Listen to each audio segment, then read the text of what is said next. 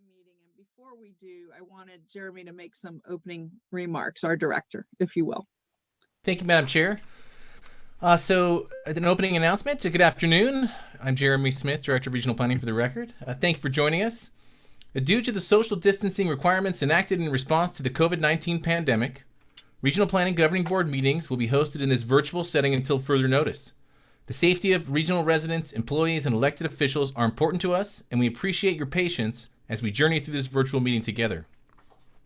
Regional Planning uses Zoom, a third-party app for its virtual meetings, and does not control its technical specifications or requirements. Your ability to participate in public comment during this meeting may be impacted by factors like the type of device you use, the strength of your internet or cellular signal, and the company that provides your internet or cell service. TMRPA is not responsible if you are not able to participate in a meeting through Zoom due to these or any other factors. For those watching and listening from home, there are 2 opportunities to give general public comment towards the beginning and end of the meeting. You can also opt to give public comment on a specific item. In order to participate in public comment, you must access the tmrpa.org homepage and click on the digital public comment card button. There you can choose the item you wish to speak on. Once submitted, you will be given instructions on how to join the Zoom meeting in progress and instructions for how public comment will be administered. When you are called on to speak for public comment, state your name for the record and begin speaking. The timer will begin when you say your name, and you will have 3 minutes. Please remember, any comments or questions cannot be addressed or answered by the board if the topics have not been agendized. Any person who disrupts the meeting to the extent that it is disorderly conduct will be removed from the meeting. Thank you again for joining us. I'd at this time like to ask Damian Kerwin, our clerk, to just give a brief example of how folks can use that public comment card, and then we'll get started. Thank you, Jeremy. Everyone hear me okay? Ooh. Yes. Doing things over here. All right. Good afternoon, Chair and Governing Board members. For the record, Damian Kerwin with Regional Planning. I'm going to go ahead and share my screen real quick. Okay. Can everyone see my screen okay?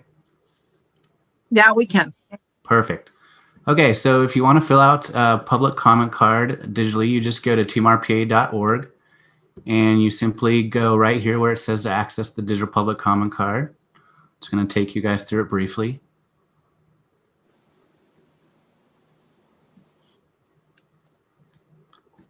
And then you just simply go through and fill out your name and your email. And then you will choose the agenda item you would like to speak on. And this is just a reminder, if you want to speak on another agenda item, you have to go through this whole process and fill it out again, as you would have to do if it were an in-person meeting as well. And then you'll simply submit it. And on our end, we will get an email that indicates that you have filled out this form. You will then be taken to this screen and you can join the Zoom meeting here with the link, or if you want to call in, and you also get emailed this information. All right. Thank you so much, Damian and Dr. Smith. That was a great tutorial for all of us, even back at our home agencies. That was awesome. With that, we will officially call the meeting to order, and we'll start with a roll call. All right. Vaughn Hartung. Here. Naomi Dewar. Here. Jenny Breckus. Here. Jean Herman. Don't believe she's phoned in yet. Ed Lawson. Here. Donald Abbott. Here. Alexis Hill. Here. Diane Vanderwell. Here. Devin Reese. Here. And Bonnie Weber. Here. And non-voting member Kurt Thigpen. Here. All right. And this is the part, Damon, you'd say, Madam Chair, you have a quorum. Madam Chair, you have a quorum. Thank you. All right. We will next move to saluting the flag. And I don't know, often we rely on Ms. Breckus, but I don't know if we have a flag icon, Damien. And I would like to ask Mr. Lawson to please lead us.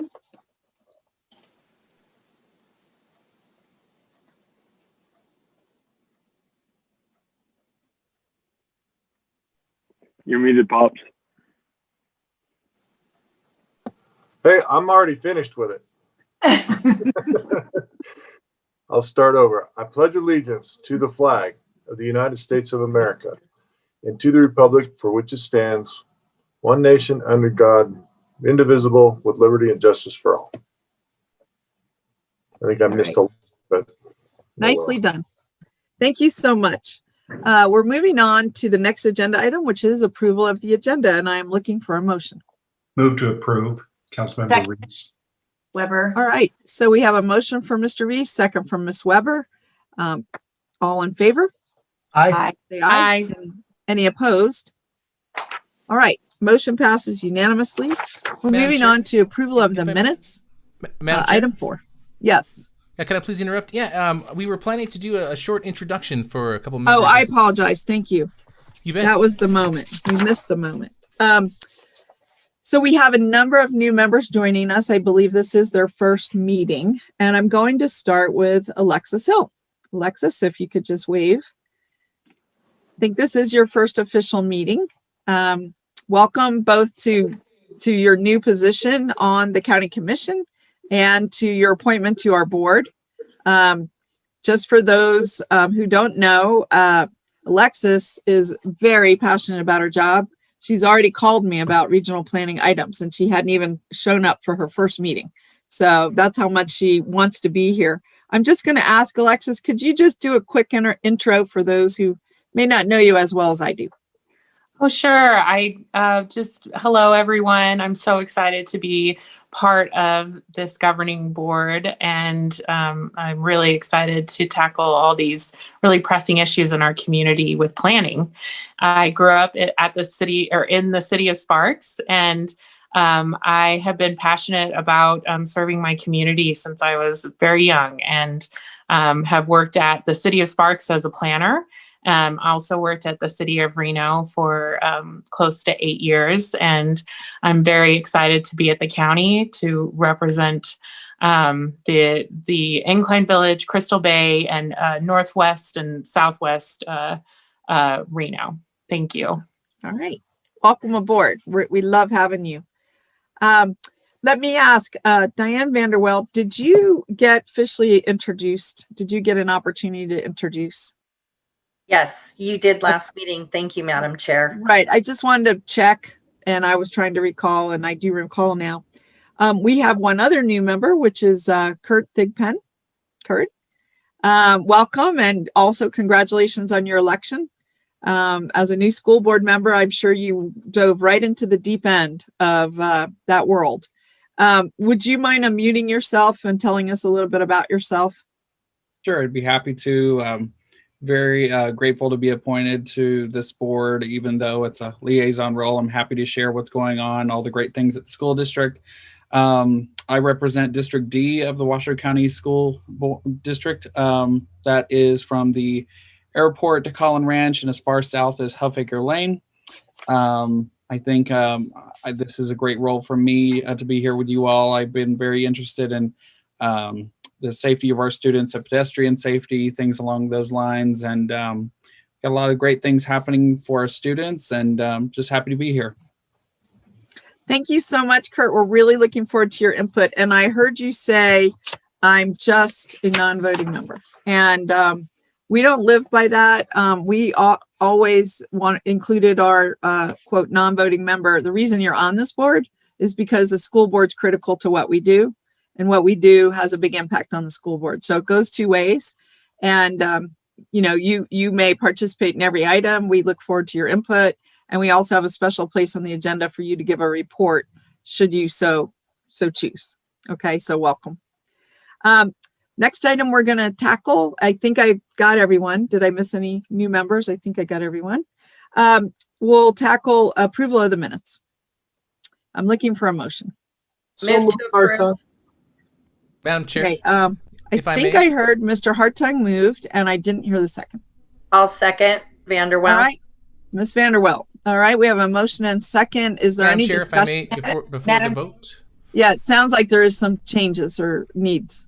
Yes, My please, apologies. Director.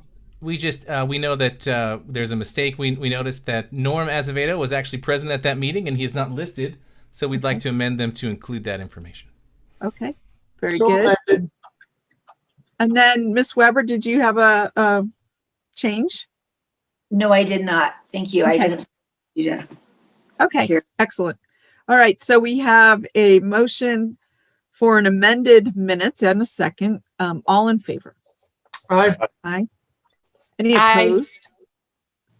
All right, it looks like motion passes unanimously. The next item is public comment. And before we jump in, I just coming attractions under 6 business of the day. I'm going to be taking the items out of order. We're going to do items B, C, and D before we do item A. Okay. So we'll go back to public comment if we may. There's no public comment for this item. Okay. No general public comment. We haven't Okay. received. All right, well, we'll close public comment and we will move on to business of the day. And this, we will pause for a moment while our staff bring over Marcia Burke-Bigler, Charlene Bybee, and Katie Simon into our Zoom room. I see Charlene. Madam Chair, Katie Simon Holland and Charlene Bybee are present. I don't see that Marcia has joined the meeting. I think she Okay. was planning to, but I haven't seen her join yet. Okay, so we'll hold off on that. Welcome to our former members, Miss Simon Holland, Miss Bybee. What we wanted to do at this time, usually we do this in person and it might feel a little different, but what we wanted to do today was to read a resolution of recognition and appreciation into the record for each of you. And we've selected, carefully curated and selected the person to read that resolution. And so we are going to start with Councilwoman Bybee. And presenting on behalf of Councilwoman Bybee is Mayor Ed Lawson. Mayor? And it's my pleasure. All right, so the proclamation for services of Charlene Bybee of 2014 to 2020 Regional Planning Governing Board. Whereas Charlene Bybee, as a representative of the city of Sparks, has been a member of the Regional Planning Governing Board since December of 2014. And whereas Charlene Bybee served as the chair of the Truckee Meadows Regional Planning Governing Board from August 2016 to August 2017, providing steady leadership to the board, the Regional Planning Commission, and the Truckee Meadows Regional Planning Agency. And whereas during Charlene Bybee's tenure as chair, the RPGB took action on many issues of great importance to the Truckee Meadows, including initiating the 2019 Truckee Meadows Regional Plan Update. And whereas Charlene Bybee's support of regional planning and TMRPA staff has always been clearly articulated in her insight and perspective provided during the RPGB meetings. And whereas Charlene Bybee consistently displayed her fantastic sense of flair and style while exercising her responsibilities as a member of the board. And whereas Charlene Bybee always brought her compassion and inclusivity into the meetings. And whereas Charlene Bybee went to great lengths, including flying to Las Vegas to meet with a previous Nevada legislature while chair of the RPGB to uncover the history of the TMRPA's formation in the support of the 2019 regional plan update process. And whereas Charlene Bybee consistently and effectively exercised her responsibilities as the member of the Regional Planning Governing Board calmly, fairly, and efficiently with strong leadership, clear direction, respect for staff, and a commitment to the benefits of the regional planning. Now, therefore, be it resolved that the Regional Planning Governing Board does hereby extend its sincere appreciation to Charlene Bybee for serving as a member of the Regional Planning Governing Board and for her countless hours of public service on behalf of the citizens of the Truckee Meadows. Good job. All You right, threw a good couple of job. big words in there for me, Jeremy. I almost stumbled on them. I thought you were great. And I just wanted to open the floor. I think we covered the world. I mean, Charlene, you've been a tremendous asset to this board. You and I have served basically during the same tenure. I wanted to open the floor in case anyone else wanted to add anything, but it's almost all been said, and very, very well. So just, if anyone wants to chime in, that's fine. And if not, we want to wish you the best, Charlene. We know that you as Mayor Pro Tem are serving an incredibly important function for our entire region. So you will be missed, but your able backfill here, your new council member, is going to do her best. Did you have something you'd like to say? I would just like to thank you. And yes, Ed, it was long-winded, but did you expect anything less when it came to me? No, seriously, I appreciate all the accolades. Working with this board, I always said was my steepest learning curve, and I told staff that often because it was so outside my realm of experience. Planning is a science, and as a flight attendant and a language degree in language, English and Spanish and in the arts, the planning and science side of things was always sometimes overwhelming, but the staff, the leadership with Kim and now with you, Jeremy, and all of your staff were just so incredibly supportive and helped me learn as I went, as I moved through each year with Regional Planning Governing Board, gave me skills that, goes to prove that none of us are too old to learn something new. And I think that's what keeps us young. And just the team, all of you, some of you have been on this for a long time. Some of you have been in and out of this board, but I think it's a true testament to how, as a region, we need just one more reason why we need to be working together on everything, on planning for sure, planning regional issues that go beyond our jurisdictions, because we all live in this big bowl together and we all affect each other. And it's all critically important that our success depends on each other and on working together, and sometimes getting through rough spots, but always celebrating the things that we can do together because we are stronger together. And planning is such a critically important thing, especially as we look at the growth that we've experienced, and doing that together. I've been proud to be part of that team and taking what I've learned into other committees and commissions and boards that I serve on. And of course, my colleagues in Sparks, Mayor Lawson, you've been on this with me the whole time.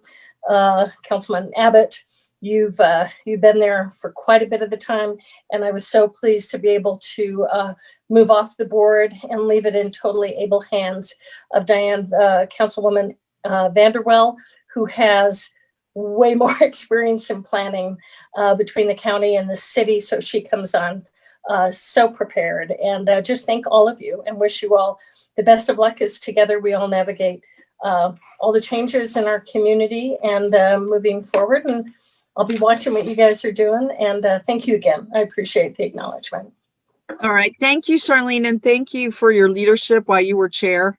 And I just want to say, you just gave the proof to Mayor Lawson's speech, which is you are very articulate and have a great way with words and expressing yourself. So thank you. Thank you for being here. We're going to turn now to Katie Simon Holland. And I actually selected myself to present this. I had many choices here, but I've known Katie a really long time.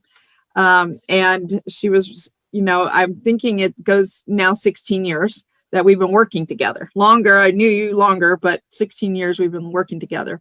And so I'm going to read this one. So whereas Katie Simon Holland served as the Washoe County School District Liaison to the Truckee Meadows Regional Planning Governing Board from January 2019 through December 2020, providing thoughtful commentary to the Regional Planning Governing Board, the Regional Planning Commission, and the Truckee Meadows Regional Planning Agency. Whereas Katie Simon Holland also fostered communication and shared work products between Truckee Meadows Regional Planning Agency staff and the Washoe County School District staff to project future population and associated school needs. And whereas Katie Simon Holland participated in the discussions on regional planning issues and carried this information back to the Washoe County School Board of Trustees and their staff, whereas Katie Simon Holland always contributed to meetings with her thoughtful and engaging style. And I would read that one 3 times over: thoughtful and engaging style, thoughtful and engaging style.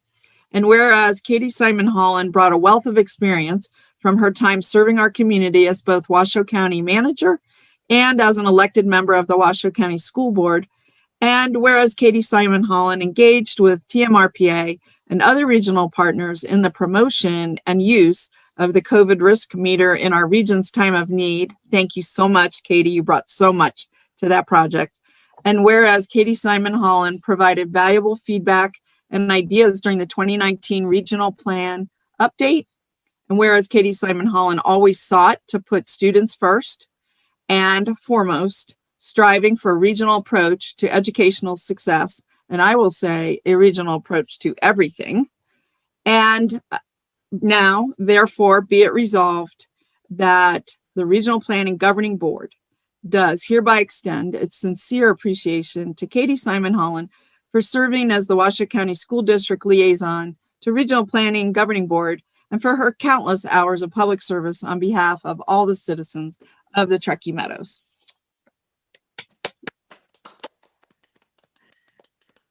And I'm going to open the floor again. And Katie, if you have any commentary or words of wisdom for us. Well, I'll defer to any of you who want to take shots at me now. Katie, no shots. You'll always be Madam Manager to me. Thank you, Me Bonnie. too. Oh, Me too. thanks, Bonnie. And me also. We've been together since 2010, long time. Yeah, I know. I call her Madam Manager too. I was staff. Oh, thank you all. Thank you all. Well, that's better than what Dennis Balaam used to call me, the Supreme Allied Commander. But I want to thank all of you so much for the recognition and really for the warm welcome that you made to me as a trustee. I know that Kurt will be in good hands and that you will make him as welcome as you made me.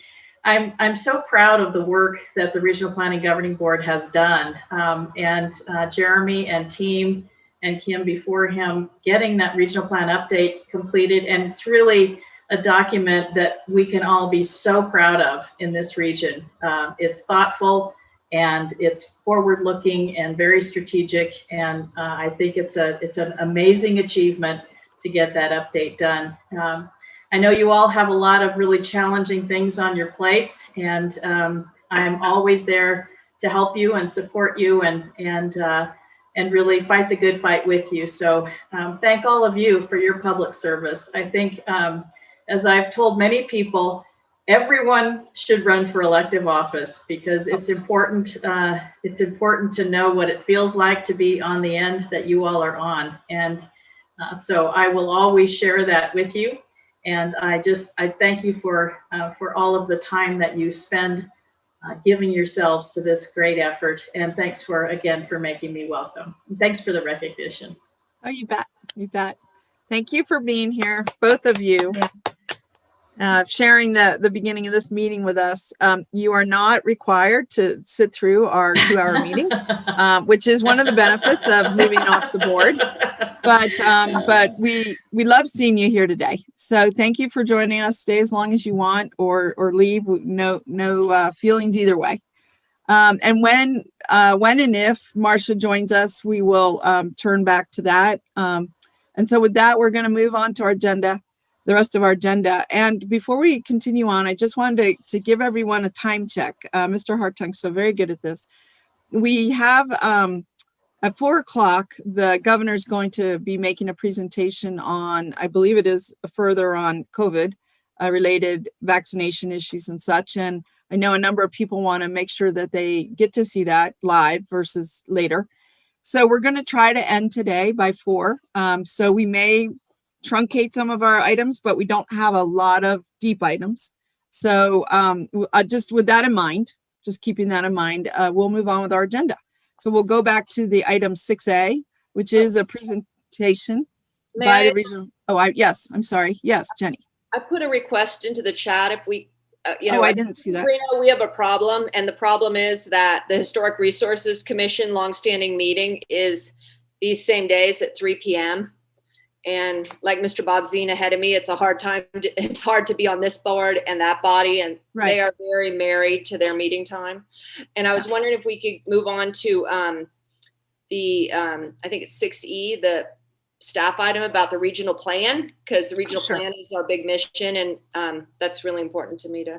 Okay, I mean, with no objections, I know we approved the agenda, but we can also move around that agenda. So I have no problem. Is there any other challenges on time or issues or things people would like to take out of order? Looking at everyone? No? Okay. Well, with that, Dr. Smith, we'll jump over to 6E, which is the TMRPA. Did I get it right, Councilwoman Yes, Breckus? Madam Chair. Thank Okay, you. Madam Chair. 6E update on the TMRPA work plan items for the Public Infrastructure Investment Plan and Natural Resource Policy Plan. Yes, thank you, Madam Chair. It's item 6E, update on TMRPA work plan items, including the Public Infrastructure Investment Plan, covered in policy PF3 of the regional plan, and Natural Resources Plan, policy NR1, for possible action. Today we have policy analyst Nate Kusha to take us through a presentation of where we're at there. Good evening, board members. I'm going to share my screen here.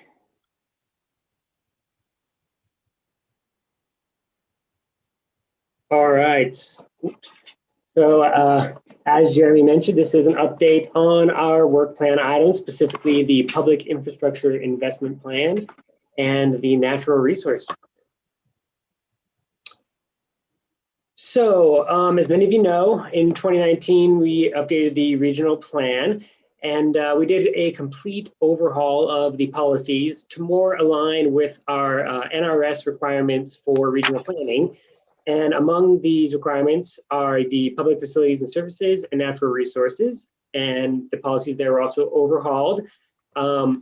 We have created what we believe to be a better framework for addressing these topics. However, through that process, we did notice that these two areas specifically could be improved upon, and thus identified these two planning efforts here, the Public Infrastructure Investment Plan and the Natural Resources Plan. So for public infrastructure, NRS has some mandates of what we need to have in the regional plan, and that is to describe the problems and needs of the public facilities and services, identify the providers, as well as establish the timeframes for availability of those public facilities and services. So in addition to our NRS mandate, we also, in the new regional plan, added policy PF3, which also kind of outlines the Public Infrastructure Investment Plan. And the things we said that it would do are address the public facilities and services listed in policy PF1, which you can see on the screen here, and that includes water, wastewater, flood control and stormwater drainage, transportation, and schools. In addition, address the provisions of NRS 278.0274 subsection 5, which I went over in the previous slide. And finally, identify where investments can be focused to best implement the priority growth hierarchy that we have now. So with that, we'll move on to the Public Infrastructure Investment Plan, or PIP, itself. It may seem that we haven't really embarked on this effort yet, but in fact, as part of the PIP, we have really been utilizing our other regulatory functions to kind of build a foundation of the PIP itself. So as you know, TMRPA compiles a report every year that summarizes how the local jurisdictions and affected entities have implemented the regional plan over the last year. This is now known as the Truckee Meadows Annual Report, or TMAR. And with the 2019 regional plan, we set forth to really enhance this effort by seeking an inventory of capital improvement as well as other public infrastructure investment projects. So we are currently working with staff from the local jurisdictions and affected entities to acquire this information for the previous year, as well as an indication of the next 5 years. So this, along with longer term planning information about location, capacity, and timeframes, which we garnered from existing facilities plans like the Regional Transportation Plan or the Regional Water Management Plan, will really serve to build a database and map that will be maintained and updated going forward. So for the PIP, we are moving forward. And as for the budget money allocated to this effort, we're still identifying where it will best be utilized. And this will most likely come after this kind of initial data gathering undertaking that we're currently in. So that is the PIP. We'll now move on to the NR plan, or the Natural Resources Plan. Again, we have an NRS mandate for conservation and natural resources for the regional plan, and this is to really have policies for the use and protection of air, land, water, ambient air quality, natural recharge areas, floodplains and wetlands, as well as other natural resources. In addition, we're required to include a map showing areas that are best suited for development, and I'll get into that in just a bit. Moving on to our policy for the NR plan, that's policy NR1 in the 2019 Truckee Meadows Regional Plan. The kind of framework we set forth for the NR plan is a cooperative approach to address natural resources and to contain a map identifying areas that should be protected. So if you remember, the NRS mandate is really to have a map showing areas best suited for development. And the way we've kind of decided to take that on is by doing the flip of that and showing where areas that shouldn't be developed and should be protected for natural resource or conservation reasons. So moving into the NR plan itself. So for the PIP, I mentioned how the data is pretty accessible and is in the process of being gathered. However, for the NR plan, the data is kind of myriad and from really complex system of different entities spanning federal, state, and local levels, as well as nonprofit and even for-profit agencies. So while we believe the data to support this effort is available, it is not really easily uncovered or interpreted, especially with our limited staff and work demands. So given this, we have recommended that a request for qualifications or RFQ be developed to hire a consultant for data gathering and to really build an inventory of natural resources and their locations, which will serve as a building block to the NR plan and the attendant map.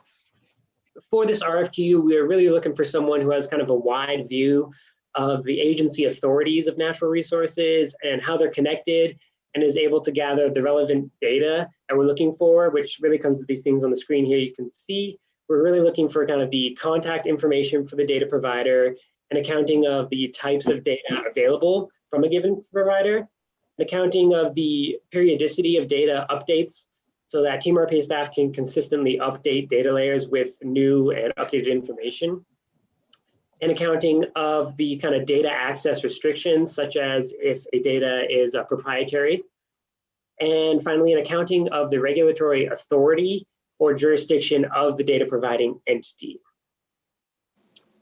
So with this information, we're really hoping to build an inventory and a map, much like our development constraints area data and policy, to help our decision makers, you guys, to more easily make an informed decision related to natural resources.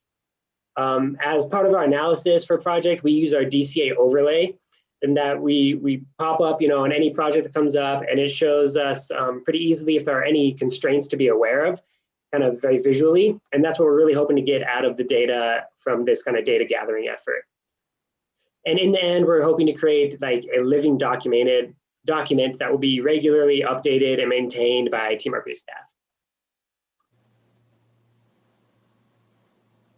So in addition to the data inventory, we will also be creating narrative sections describing the needs in different natural resource topic areas, such as cultural resources or wildlife habitat or whatever is identified. For this, we will be reviewing existing natural resource plans, such as the Washoe County Open Space and Natural Resource Management Plan. And we'll form small working groups of Team RPA staff, staff from the local jurisdictions and affected entities, interested stakeholders, such as those who provided data and that data gathering effort I mentioned, as well as a technical advisor for each topic, which will really be a planning commission member that we'll have for each one of these topic groups. So with all of this, we're kind of hoping to lead to policy implications that will guide improvements to natural resource policies in advance of or during the next regional plan update. So that was a lot for the NR plan there, but to really sum it all up, we're envisioning kind of two parts to this. We're going to have the standalone document, which will contain all of these narratives describing kind of the needs and policy implications for each of these topic areas, as well as the maps and data that I mentioned in the previous slide there. And then also we're going to have an online data viewer and map, which is where a lot of that data is going to live, which will be a resource for ourselves at regional planning, as well as the general public or other jurisdictions. It's really going to be a resource for the region that everybody will be able to use. And with that, all of this information, we're going to be putting into that NR plan, but as soon as we get that data from that data gathering effort, us at Team RPA will start using that immediately in our kind of analyses of projects for conformance reviews and things, right away. So we're not waiting for the completion of the NR plan or the next update. So with that, got a little timeline here of what we're looking at for these efforts. I'm going to pass it to Jeremy to kind of discuss that. Thank you, Nate. Jeremy Smith, Director of Team RPA for the record. So this is fairly rough and new, but I wanted to just give you all an indication that we're thinking about these two initiatives, these two plans, the NR plan and PIP, as really building towards the mandated 5-year update in the fall of 2024. The goal being that we adopted the regional plan in October of 2019, and that we would be able to adopt the updated plan exactly 5 years later in October of 2024. And these really do constitute what we think of as our work plan items that will lead us towards strengthening our policies in both public facilities and services and the natural resource aspect of our plan. You can notice that we're just going from 2021 to 2024. I think, we want to get started on these as quickly as possible. It's tough to know this many years out just exactly where we'll land, but we want to be sure that well in advance of that fall of 2024, we are already doing the very last bits of these timelines where we are drafted the plans and also have considered the policy implications so that we can wrap that into that 5-year periodic update.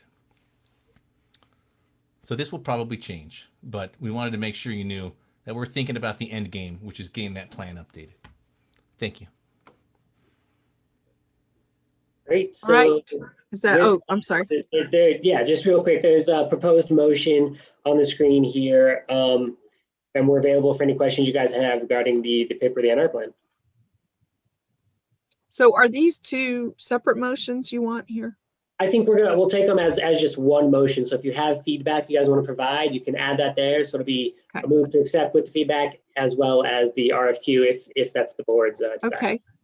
All right. Why don't we stop the screen sharing for a minute and let's kick off. I'll just start with one comment, which is I'm extremely excited that we are starting this phase. This is sort of, I think, a little bit where the what do they say? There's a good analogy that anyway, it becomes real. The planning effort takes on a nature that we start touching things and understanding things in more detail. And I think we've all been sort of yearning for that. So with that opening comment, Mr. Hartung, you had your hand up, and I'm sure Ms. Breckus wanted to say something. I do, and I'll try to keep my question brief. So staff, we have this programmed in our budget. Or is this coming in? Yes, we do. This is programmed in. Okay. So when we bring the RFQ back, will we have a budget that we've established, or are we just going to see what people give us as a price point? Great question.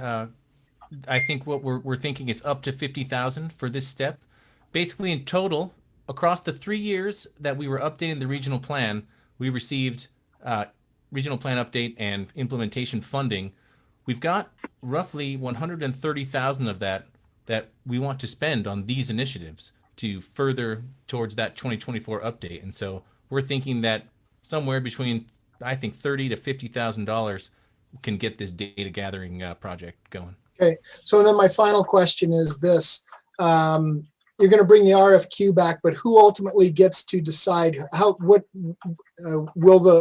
it come to the board with all the qualified members, or will you use and I think, doesn't TMRPA use HR services or some other service? I mean, is it, so this is just, I know that this is a consultant, but how will that person be chosen?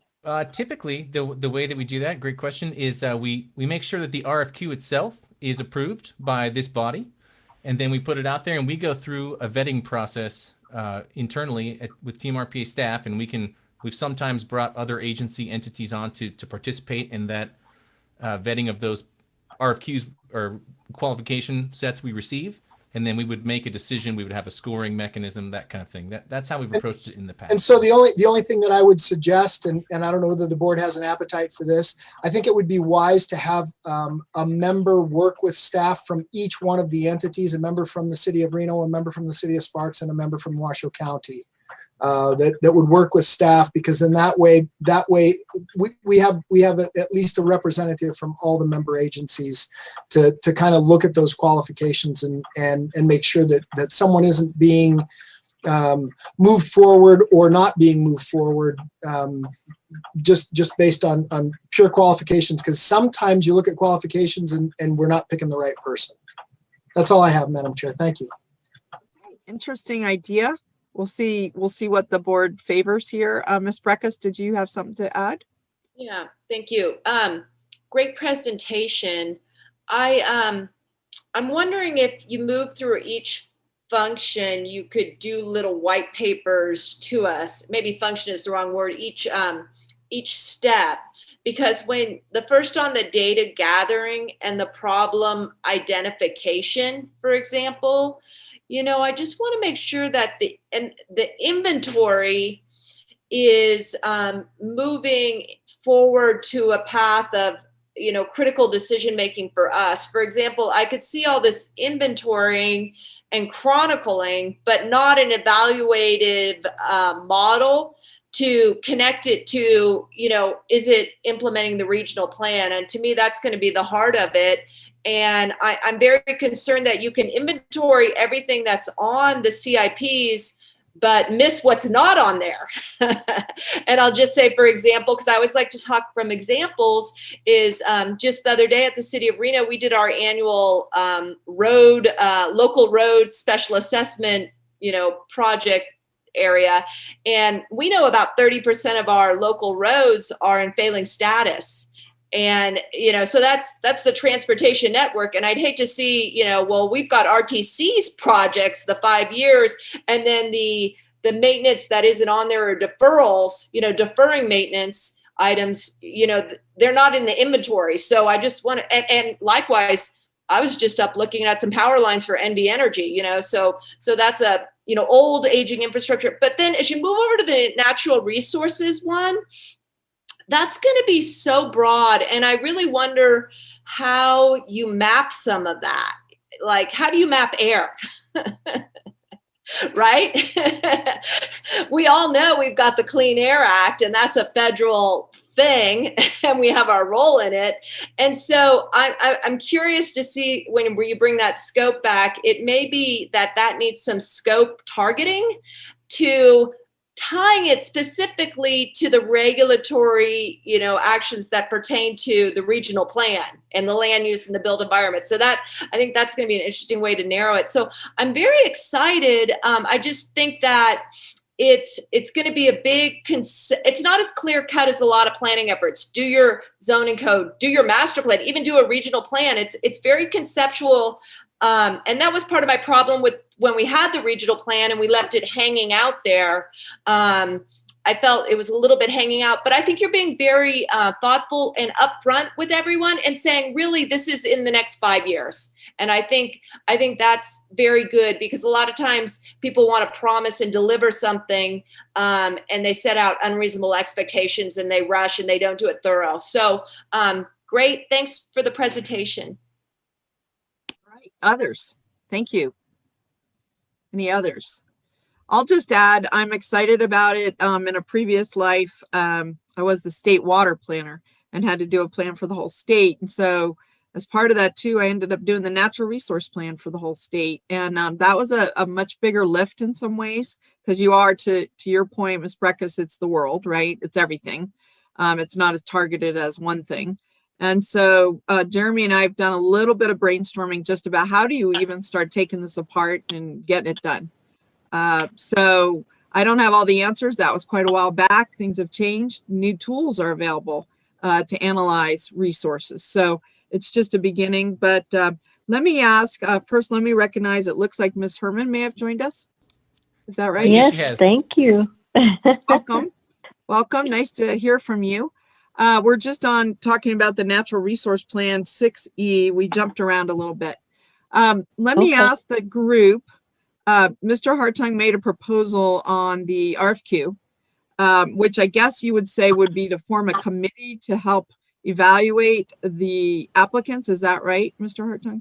Ultimately, yes, Madam Chair. And again, that way we have not just staff, but a representative from each one of the agencies. And I'm not suggesting that I be part of this from Washoe County by any stretch of the mile. In fact, I'd like to have Alexis Hill do it, Commissioner Hill do it. But I just think a representative from each one of the agencies would be wise, because then that way it's not leaning towards one group or another. I'm going to give a counterpoint, and then I would like to open for board comment on this.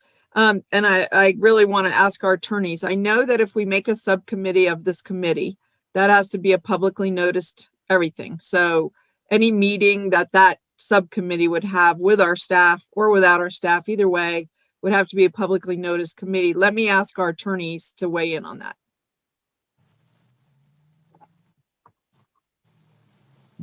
Thank you, Madam Chair. For the record, Norm Azevedo, that is correct. If this body appoints a subcommittee, it's subject to the open meeting law, which means gender requirements and everything of that nature. Even though, let me ask, if I may, Madam Chair, even though it's not a quorum of the body? Yeah. If it's just a subcommittee, that's correct. That is designed to report back to the body. It doesn't have to be a quorum of the body of the whole. Okay. Just a subcommittee itself. Yeah, I'll give you an example, Mr. Hartung. We have a number of committees over at Reno, like the Community Development Block Grant Committee, 3 of us, not a quorum, but it's a public committee. It's appointed by the body. So therefore that's what goes with it. I mean, that's not a bad thing. I mean, you can certainly work with that if it's that important. A different approach would be for our staff to do all their queuing and vetting and then bring to us the final consultant for, with the background, with the information that goes along with it, and have us sort of embrace or bless that selection. It might add a month or something to the process, but it might be valuable. What would you think about that? Or do you want to move forward with the subcommittee idea? No, I mean, it was just a thought, just having representation from each one of the member agencies. That's all. This is extremely important. I mean, there's no question of that. And I want to make sure that we choose the right person. This is not abrading staff in any way, shape, or form. They're very capable, but I want to make sure that we get the right, well-balanced person that has a little bit of knowledge in all of those areas and not knowledge in one single area and maybe, fails in another. Okay. Ms. Weber, did you want to speak? If you want to unmute yourself. Thank you so much. I like the idea of the subcommittee. I think that gives transparency, and it really allows each of the entities to have a representative on a committee working with everyone. So I personally think that it is really a great idea. And so another alternative I'll just throw out there, unless someone else would like to speak first. Jenny, would you like to go ahead? Yeah, I really try and draw the line from myself as an elected official on doing procurement. And this is at its heart a procurement activity. And so I do like to have staff do that, preferably at a high level, in our organizations who, along with our TMRP staff.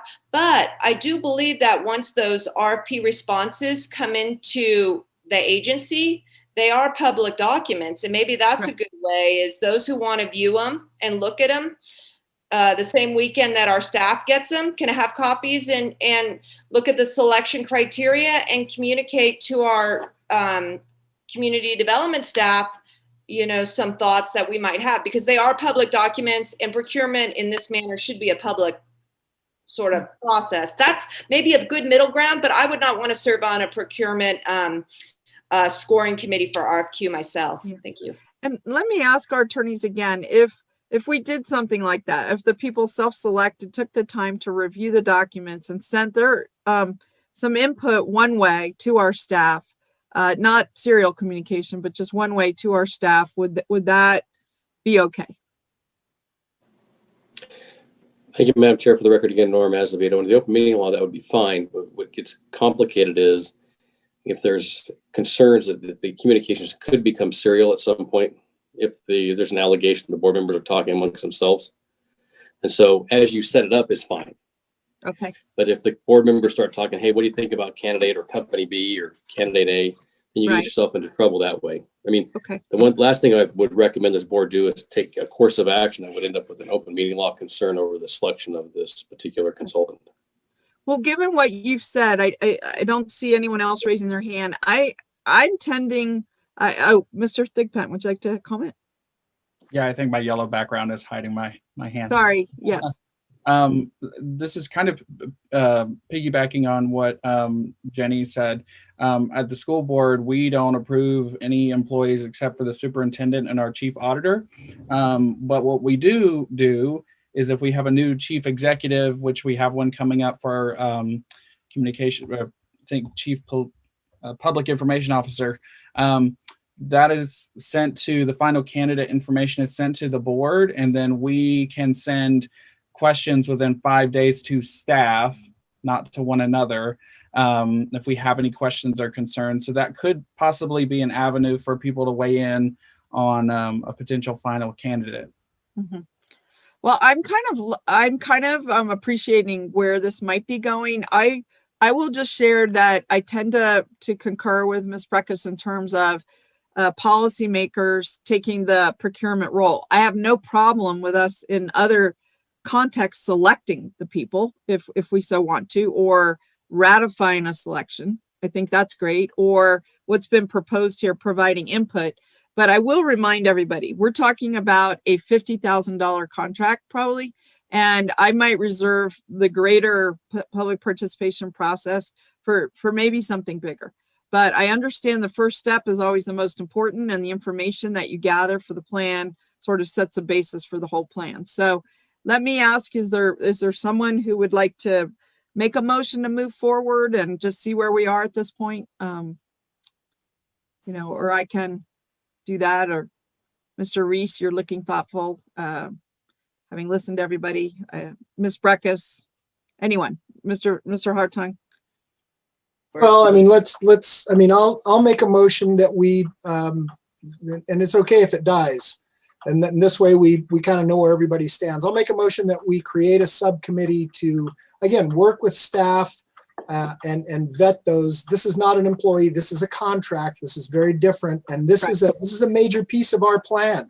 This is, this is really a pivotal piece in the plan update. And I want to make sure that we get the right person. And that's that. And I'm not, again, it's not upbraiding staff's abilities or in any way, shape, or form. But I just think it's important for us to kind of understand who's going to be performing this. So I'd make a motion that we create that subcommittee. Second. I hear, who was that? Alexis? Yes. Okay, thank you. All right, so I have a motion and a second. Is there any further discussion about this motion? All right, hearing none. I'm sorry, Mr. Lawson. The only suggestion I would have is maybe it should be the chair, vice chair, and then whoever the third agency is. Is it Sparks that's not in the chair, vice chair? Yeah.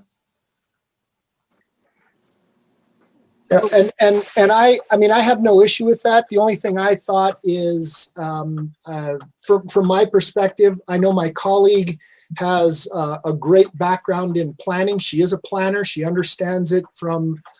So if there, and I have no issue with you, Ms. Dewar, but if I could just defer to my colleague, I would rather my colleague do this. I think she brings a lot to the table. I mean, I have more experience in terms of regional, but I think that she's highly qualified, and so I would just as soon allow my colleague to do it and allow the members to defer.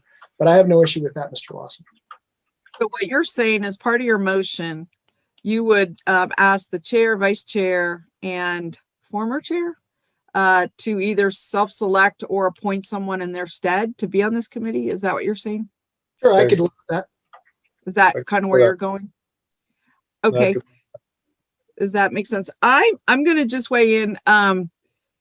I really appreciate the inventiveness and the thought process. I'm not really that keen on having a committee, just having been staff myself before.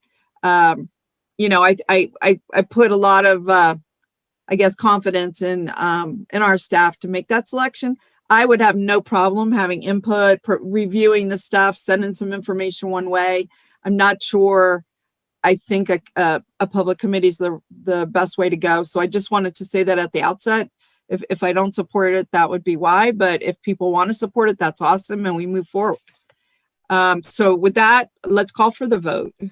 Everyone who would like to say A for the motion, please raise your hand and say aye. Aye. Aye. Okay, I see 4 hands. Okay, can you just tell me who those are? I'll just go across, or can you just do a roll call quick? I just can't tell. I'm sorry. Thank you, Madam Chair. Damien, please do a roll call vote. Got it. Okay. Vaughn Hartung, Aye. Naomi Dewar, No. Jenny Breckus, I'm a nay. Jean Herman, Nay. Ed Lawson, Yay. Donald Abbott, Nay. Alexis Hill, Aye. Diane Vanderwell, Nay. Devin Reese, Nay. Bonnie Weber, Aye. I think we're missing 1 person. Is that right? Or we got 9? Nope, motion failed. No, I think it might have passed. I mean, we have Had- Vaughn, Ed, Alexis, Diane, Bonnie all said aye. We have a 9-member. What's that? I have Madam four- Chair, I four said votes for nay. you. Was that? I'm sorry. That was Diane Vanderwell. Said Oh, no. you said nay? Motion Diane? failed. I'm Motion sorry. I failed. thought Diane said aye. You Okay, need what, I'll move. sorry. It's nothing. I love the input process. I just wasn't ready for a committee. I'm sorry, Mr. Vice Oh, Chair. no, it's So- okay. Hey, look, I'm not hurt or dejected in any way. It's not a big deal. Okay, all right. But thank you so much for bringing the idea up. So Ms. Breckus, you wanted an alternate motion? Yeah, I think it's just to accept staff's presentation and direction that they've outlined. Mhm. Second, Okay, Member Reese. all right. Let me ask, is there any discussion on that motion? And let's just go over what you've outlined. You've outlined to do a recruitment, bring the RFQ to us. So we're going to Correct. have a role in making sure that we set the consultant off on the right path. Absolutely. Then you would recruit, and then you would select your top 3 or whatever, interview, select a consultant. Is that right? Correct. And then you would begin your work. I'm sure you would bring that consultant to us to introduce it. 100%. Yes. Okay. And let me ask Ms. Breckus and Mr. Reese, as part of that, do you want to be part of the final selection of the consultant? Well, we issue the contract. Yes, so we will. Yes. And my view is that when these hit the door, they're always public. Right. So I don't need to include that, that other idea. Right. Is they hit the door and I have the right to ask Dr. Smith, I'd like to see these over the weekend. Okay. Okay, good enough, Dr. Smith? Absolutely. Okay, Sounds good. so as long as everyone understands the motion, hearing no further discussion, all in favor? Aye. Aye. Aye. Any opposed? Okay, motion passes unanimously. I think we did great collegial work. We came up with a process that will work, and we have some good touch points with this process to make sure it's kind of on the right path. And please, anyone that wants to review, and that might be Alexis Hill or anyone, I encourage you to do so and to send some thoughts and comments into our staff. And staff, please send us an email when those are available. It'll be after we embrace the RFQ. Please send that to us. Let us know that these are available so we can know to look for them. Okay. You got it. All right. Thank you. Thank you, group. Good decision making. Good process. Ms. Breckus, do you mind if we go back to A, or is there something else that during your time? Is A the regional, the RTC. Yeah, could I make some comments on that before I disappear? Okay, yeah, I see you're due at your meeting. Yes. Are we in that item? We are in the item. Okay. The guiding principles of RTC for the plan update are safety and healthy communities. I believe that should be safety alone. I think also one of those should be fiscal constraints. I think that a tendency of this plan and then the work product is that we can have and do it all. And we are fiscally constrained in our transportation dollars. And that really is a theme in federal transportation policy that should carry down to the Metropolitan Planning Organization. Sustainability is one. I would like to see that called a climate emergency. I think we are in a climate emergency, and we are feeling it in Washoe County in the months of September and October, when we were under terrible air quality due to the fires in California. I think demonstrates the public health risks that we are experiencing, and we must make proactive efforts regionally to stem the tide of poor air quality. I think the terms that equity for all users needs to be important, and I would believe that that should be a principle. And I also think that we need to prioritize maintaining existing infrastructure. I think on this build new, expand capacity, we're leaving a lot of infrastructure that's becoming deteriorating assets. So thank you, Madam Chair, for giving me public comment on that item before I disappear. Thanks. Yeah. Okay, and a quick question for you, Ms. Breckus. When you said healthy communities should not be something, maybe that's in there because of biking, pedestrian access to our roads. I'm not sure, but did you have a thought on that? I think the concept of equity for all users replaces that. Oh, would cover it. Okay, thank you. I believe the term equity needs to be very strongly embedded into our transportation planning and investment priorities. Thank you. All right. Thank you very much for the input. And we hope to see you back and try to get that meeting changed from Historic Resources. They are tied in. I'm going to call them too. So I'm going to tell them they can't have you. Okay. Let me open up item A and let's call in. I believe we have a representative of the RTC here. And here she is, Amy Cummings. Okay. I'll just quickly read the item into the record and then we'll turn it over to Amy. It's item 6A. Presentation by the Regional Transportation Commission of Washoe County, the RTC, regarding the draft 2050 Regional Transportation Plan, or RTP. And we are pleased to have Amy Cummings here today to give us a presentation about that. Great. Welcome, Amy. Thank you so much. I'm Amy Cummings with the RTC. I really appreciate you making time for us to talk about the 2050 Regional Transportation Plan. Twice we were here over the summer when we were doing our call for projects. So thanks for inviting us back. I'm going to share a presentation and just walk you through where we are with the plan as we are today.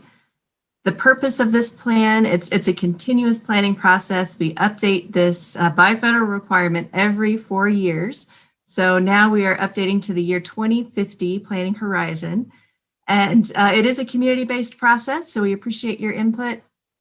And we are working towards getting a draft out for public comment here in the coming weeks. And appreciate the discussion just previously on the guiding principles. These are the overarching principles that guide everything that we're going to include in this plan. And we've identified through our outreach process that we did earlier in the year, back in January, February, and March, these 4 guiding principles, and that's that we promote safe and healthy communities, economic prosperity and innovation, sustainability, and that we increase the travel choices for everyone in our community. The way we're structured is we have those 4 very high-level guiding principles, and those are supported by these goals.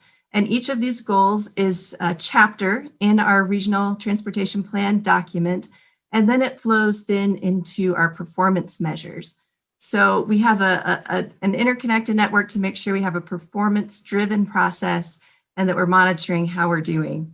So here there is a connection to those guiding principles and some of the things that were just mentioned you see here. So improve and promote safety, promote healthy communities and sustainability, promote and foster equity and environmental justice, integrate land use and economic development, to manage our systems efficiently, and that's our pavements and our traffic operations, as well as our transit service.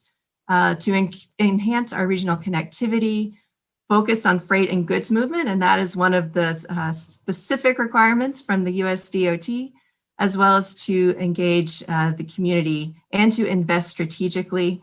The comment about fiscal constraints, I'd refer us back to the fact that federal requirements mandate that this be a fiscally constrained plan. The assumptions for our revenue forecast are going to be included in the document. So that is baked into the process as well. Even during COVID over the last year, we've had great participation. We really are appreciative of the support of the staff from TMRPA. They've been with us every step of the way, as well as each of the jurisdictions. We have an advisory committee that's been helping guide the development of this plan. We've had a series of community workshops and have been to all of the planning commissions as well. And we're looking forward to being at the Regional Planning Commission on their agenda at their next meeting. In terms of how we got to where we are today, the vision and goals were established back in our early phase of the process back in February when we had our initial workshop, which we are happy to be able to do in public. Over the summer, we did a call for projects and had a virtual public workshop to going along with that.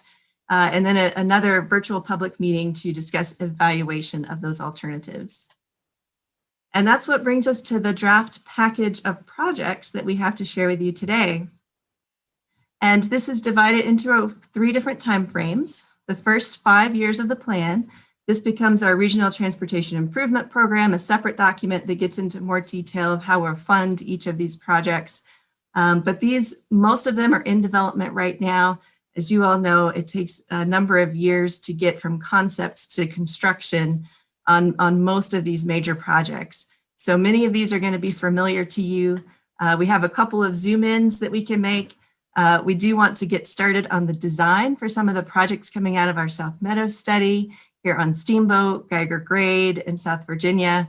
And we're supporting the work that INDOT is doing on the Mount Rose corridor. And in pink, you see here some of the private developments. These are things that have been approved by the jurisdiction that they're in. So we want to reflect those in our air quality analysis, even though RTC is not going to be building them. So zooming up here to the north part of our community, you can see the Audie Wells Boulevard project that's going to be going to construction later this year. We're very excited. It's going to be enhancing bike facilities and sidewalks and traffic safety in that important corridor. Also moving forward with the Lemon Drive capacity project and coordinating that with the flood improvement elements, the widening of Pyramid Highway that we received the build grant for, and Sparks Boulevard. Wanted to highlight some of our safety and multimodal investments. They tend to be more in the urban core where we have these higher densities and higher levels of biking and pedestrian activity. So here we're looking at some safety and multimodal improvements in the downtown on Vine Street as a north-south corridor, 3rd, 4th, and 5th as east-west corridors, and of course continuing with our Center Street project. So now I'm going to shift to the next 5 years. So this is 2026 to 2030. You combine both of these together and get the RTC's 10-year capital improvement program. So here you see some continued expansion of capacity as well as a focus on multimodal and safety. And I wanted to call out the Sparks industrial area, just like downtown Reno. We took a closer look at the Sparks industrial area. We have some very productive transit routes there. So we've identified the need to focus on pedestrian connectivity, pedestrian amenities, and safety in that area. So Gregg Street is going to be one of the corridors that we focus on, as well as McCarran. And then zooming in a little bit to the northern part again, we have some new capacity on military. These are projects that came out of our North Valley study a few years ago, extending Moya up near the Stead Airport in partnership with the airport there, and improvements to Red Rock. And then you can see Gregg Street down here. That's going to be a pretty major project. And then finally, the 2031 to 2050 horizon. And this is where you start to see a lot of the new roadway corridors. And as you're all familiar with from the consensus forecast, we're expecting a lot of population and employment growth in the already booming Spanish Springs and North Valleys areas. And we don't have many connection points between those parts of our community. So that's a big focus of what we're looking at in the out years of this plan. We do know these are major investments that are going to take a number of years to develop, and we're in the very early stages. So you can see those here, the Pyramid 395 connector, the Lemon Valley Spanish Springs connector, which was previously called the Eagle Canyon Extension. We don't know exactly where that alignment would be at this point. And extending Lemon Drive up here to Red Rock are a few of those that provide, really focus on that connectivity. And then back to South Reno, we have some other multimodal improvements on South Meadows Parkway. And I want to call your attention to South Virginia. This one is more of a tie-in to our long-term transit vision, where we want to extend our BRT, the Virginia line, our bus rapid transit, the Virginia line, down to Mount Rose Highway. We are in a call for projects right now for our planning program. These don't show up as line items in the regional transportation plan, but we want to let you know that we are going to be taking a more in-depth look in partnership with NDOT on Mount Rose and the McCarran Loop, the Verdite area, and the downtown and midtown areas of Reno, and looking at parking needs for both Reno and Sparks in the downtowns. And of course, transit. We want to be as efficient as we can with every dollar that we have for transit operations and maximize that service that we're able to provide. We do expect to be pretty constrained on our revenue for transit over the long term. And so we are not anticipating or able to identify the funds today for major expansions, but we want to be ready in case that funding is available. So we've identified the FlexRide as an area that's very efficient. It's been a very popular service as we've expanded into Spanish Springs and the North Valleys. So that may be another area where we're able to expand in the future. And as I mentioned, the Virginia line and the Lincoln line we see as the future of our BRT system, extending the Lincoln line out just past Keystone and the Virginia line down to Mount Rose Highway. So our next steps are to, as I mentioned, we are still gathering some community input. We are looking forward to putting out a draft for public comment here in the coming weeks, and then we'll be bringing it back to the RTC board for their action. But for today, we welcome your comments or questions that you have for us today. And again, we are going to be out in the public comment period in the future, so this is not your last opportunity to share your input. Looks like we have some eager hands here. Mr. Hartung. Thank you, Madam Chair. Amy, can you actually share your screen again and go back to, I think it was slide 3? While you're doing that, Amy, I just want to check. I know you came to see the Reno City Council, and I'm assuming you've been at the other commissions and groups. Is this the second time pretty much for everyone? Like you saw it once, and this is the second time for me, but I don't know if this is the second time for everyone. Could you just answer that? You're still on mute, I'm sorry. Yes, we were at Reno, Sparks, and Washoe, Reno and Sparks City Councils and the Washoe County Commission earlier, and then made a second round of visits just over the last month. And we've been to each of the planning commissions once. And okay, so I just had a question. So we gave you some input at those meetings, and I didn't know if your presentation had changed or you're using the same one for all these in this round, and then you're going to change maybe. That's correct. This is the same presentation that you saw at the Reno City Council. We're going to have an RTC board meeting next week, and this will be an item for discussion there. So we'll look for some input and guidance from our board. Okay, so back to Mr. Hartung. Thank you, Madam Chair. So I serve on RTC, and in my mind, when we're referring to healthy communities, it's not referring to health per se. It more refers to the economic health, connectivity, and the sustainability of a community with respect to transportation and transit. I mean, while health is part of it, and we want multimodal options where people can walk and ride their bikes and et cetera, I think that there's a misinterpretation by another member earlier, and I I don't see this statement as needing to be removed, and so I'm not in favor of making that kind of a change, and it would be up to the RTC board ultimately, I believe, regardless of what our decision is and what recommendations we send. Thank you, Madam Chair. You bet. And I don't know that we're making decisions here today unless the action is you wanted us to embrace this in some way. But I think you're just giving us, I'm going to look at this as a different second shot at the apple with a different hat on. And maybe sometimes you have to see some things a couple times to get in and you can really grasp everything. So what are you looking for from us today, Ms. Cummings? Well, we want to make sure you're aware of what is likely to be coming out in the draft. We're gathering that input, which we'll be sharing with our board, and then seeking future direction from our board before we put out the official draft for public comment.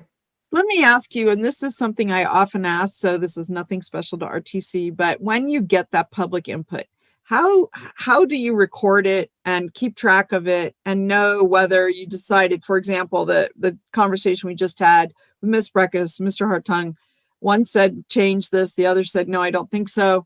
I mean, do you record that somehow? Can we understand what the community, you're going to go out for community input, what the community is saying, or is it just sort of being filtered orally? How are you handling that? Well, most of the comments that we receive are written. They're either email or through our online surveys or in that form. So that's pretty straightforward for us to report on and be able to share. For meetings such as this, we're going from our notes and we'll be preparing just a summary of what some of these points are. Okay. Some of the plans I've seen have used public input where they have the comment, and I think we even did this in our master plan update, which had 7,000 comments.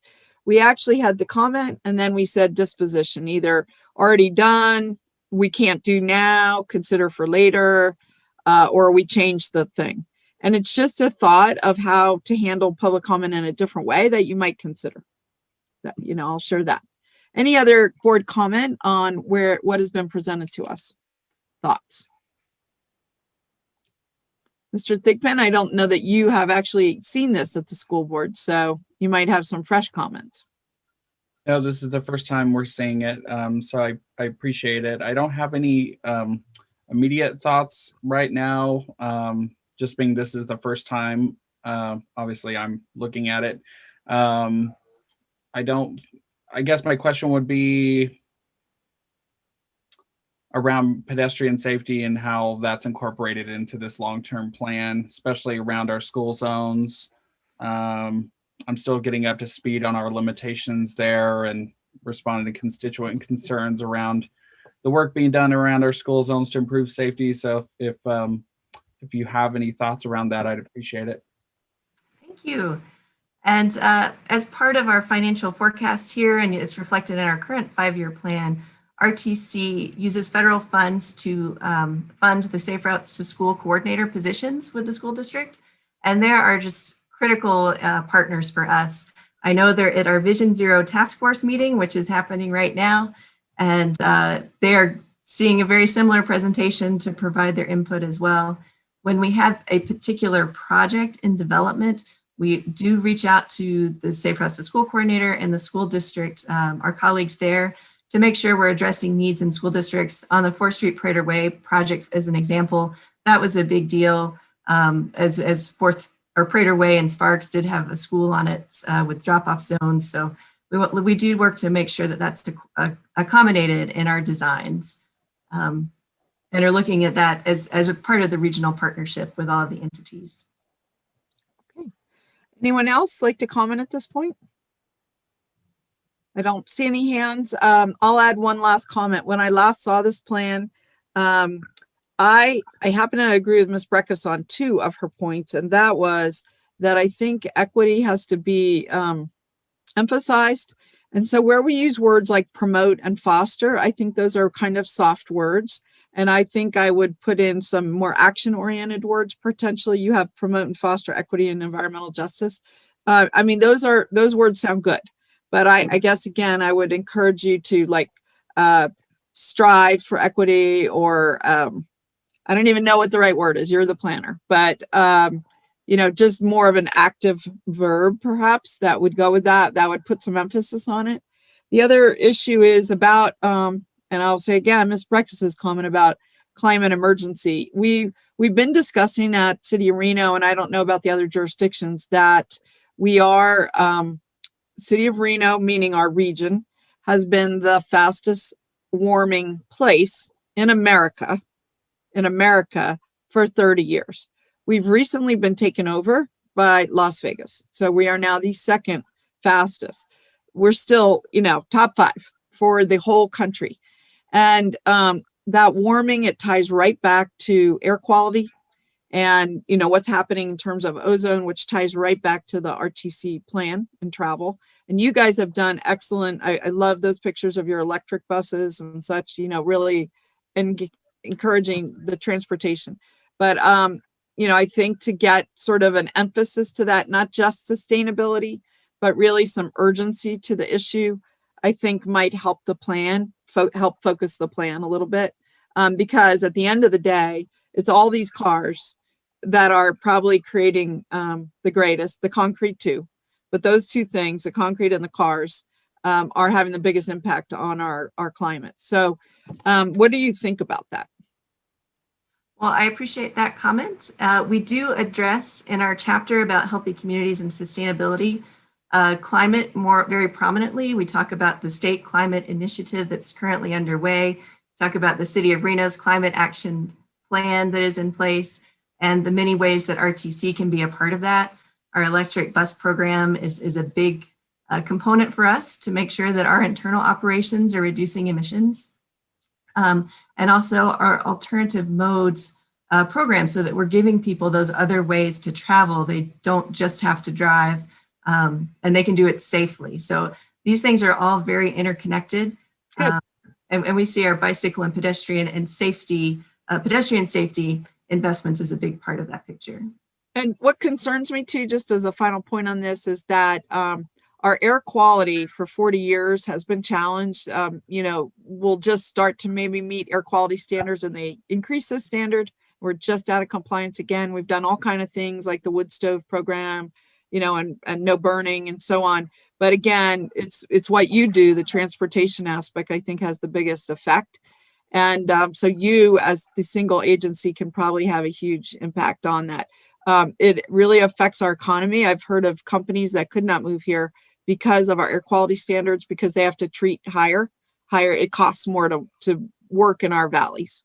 So just some things to think about, but great job. Really appreciate you coming here today.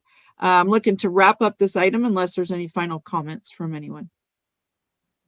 I don't see any hands raised. So Ms. Cummings, thank you so much for coming. It sounds like we'll have an opportunity as individuals to comment through electronically, it sounds like. Okay. Yes. All right. Thanks. Good job. Good job. Thank you for being here. We're going to close out that item. I don't think we have to take action per se. It says for possible action, but I think we've done that back in our home jurisdictions and we can write in comments. Is that okay? I think Ms. Cummings has still there, but what's your thought, Dr. Smith? Yeah, I believe that's sufficient. Okay, thank you. To accept the report, but I agree. You don't need to. I don't even think we need to do that. So we're going to move on to item F, which has to do with the TMRPA budget. Can you lead the way? And we'll probably need some stop screen sharing. Yes, I will. I'll try to bring that up right now.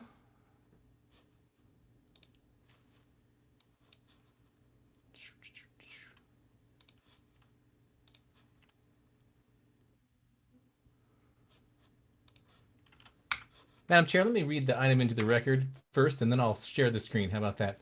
It's item 6F, presentation, discussion, and possible adoption of the TMRPA budget for fiscal year 2021 to 22. Now I'll bring up the presentation.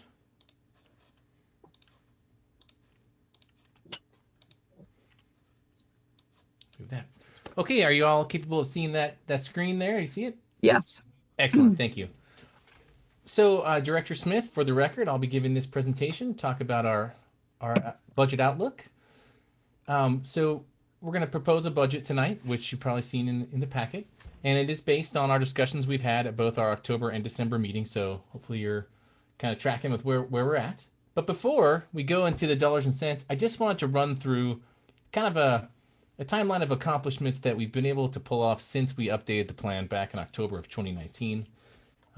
The first one was really the implementation of the new plan.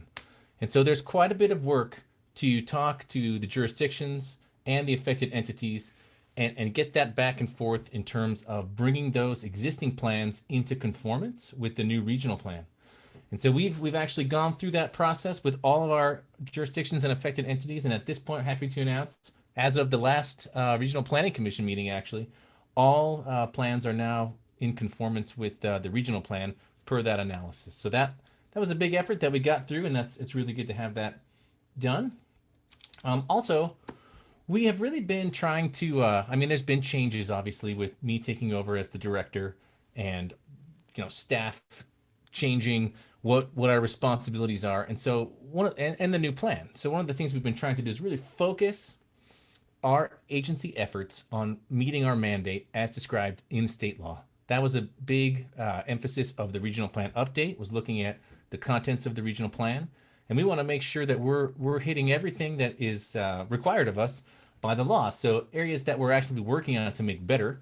You heard about the Truckee Meadows annual report. So we're enhancing the annual reporting. That's required by state law. We'll be bringing soon to you a Regional Planning Commission training update. So that's something also that we want to make sure we have up-to-date and current information for our regional planning commissioners to get trained up. And then to satisfy, as Nate Kusha pointed out during his presentation, both the natural resources requirements and the linking of infrastructure and services provisioning to growth, those parts of our state law mandate as well. Obviously, we're really trying to focus on those. And finally, with this section, I've heard a lot of feedback from this board that we should be doing a better job of talking with the managers at the two cities and the county. And so now we have actually a quarterly meeting set up on the calendar for all managers that we were able to set up. And I've met with them, I think, as recently as December. So we're due for another one here coming up soon. We'll get a chance to talk to them. So that's moving forward well. In terms of our conformance review process, there's been a few changes in that. We've really standardized the approach for both master plan conformance review and projects of regional significance to look at our 5 policy sections in Chapter 3 and analyze, based on those requirements. Huge step forward, we think, in the process is our initial review memo. Now, as soon as we get a development review memo from a jurisdiction, they're identifying that they think that the item may go to regional, or we're identifying that we think the item would go to regional based on whatever triggers, PRS triggers or master plan changes that are indicated. And so in that 2-week period, we get an initial review memo published and sent so that we're not waiting till the end of the process to raise any issues that we can see in terms of the regional planning conformance process.